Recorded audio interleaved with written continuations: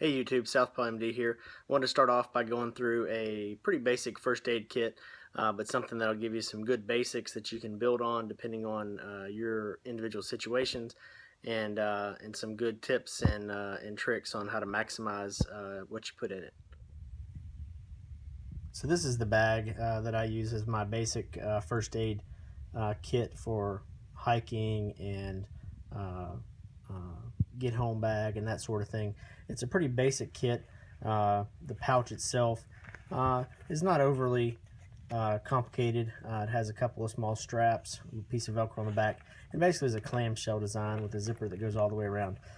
This model I think we found on clearance and bought a bunch of them for the scouts to make first aid kits for their packs, and I've adapted this one for my personal use. So let's look at what's on the inside. Another thing that I think is important is that your first aid kit be well labeled so that whether you're looking for it or someone else is looking for it to use for you, that it can be easily identified and people know what's in it. Red seems to be the most popular color. That's easily identified as medical supplies or first aid. So certainly I think investing in a red carrier for your first aid system is a good idea. So this kit as is weighs about 10.5 ounces.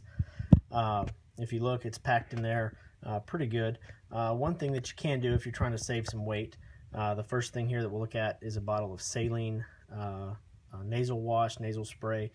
This is about 1.5 ounces all by itself. And it's a good item to have to wash out eyes, wash out wounds, but certainly could be omitted, especially if you're carrying water. Next large thing that you'll see here is a QuikClot combat gauze.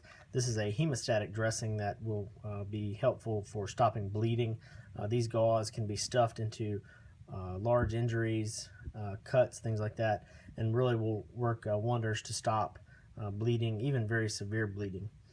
These are not cheap, but it's probably worthwhile investment to put at least one in any of your bags that you have.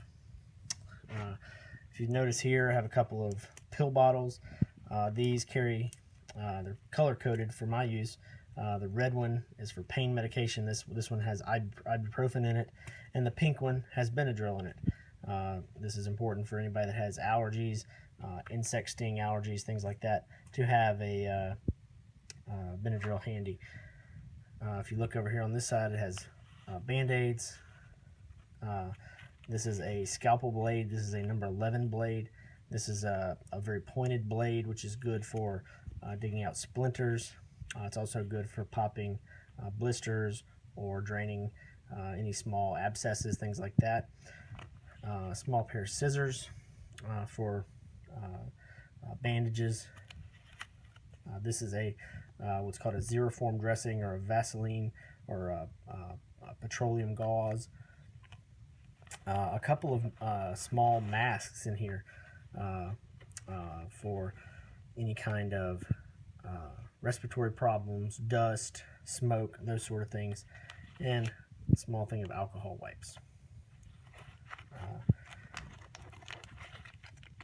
Other things on this side include calmoseptine ointment. This is a barrier cream, very similar to infant diaper rash creams, different kinds of butt paste and so forth, but it's a good barrier ointment for everything from rashes, poison ivy, chapped or chafing, chapped thighs, those kind of things. And this is an over-the-counter thing that can be easily found.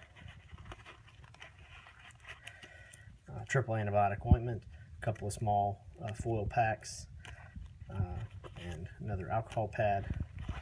That's everything there. On this side, this is more bandages. I have a roll of tape here. I have a cotton ball stuffed into the middle of that, either for dressing use. A rolled gauze here, or rolled gauze, which is good for wrapping wounds or dressings. an ace bandage. This is just a small 2-inch ace, which is good for wrapping those dressings once you get a gauze or something on it. Several non-adherent dressings, just small non-adherent pads. Telfa is the same type of dressing, but important to have several different options for dressings. Here's another piece of QuikClot. This one is actually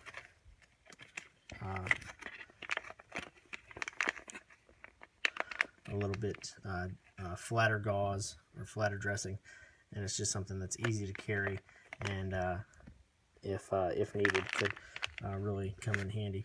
And lastly, probably the most used piece of item in my kit with hiking, and especially with different levels of experience, moleskin. This will really come in as a lifesaver with helping treat and prevent blisters. It's adherent on one side.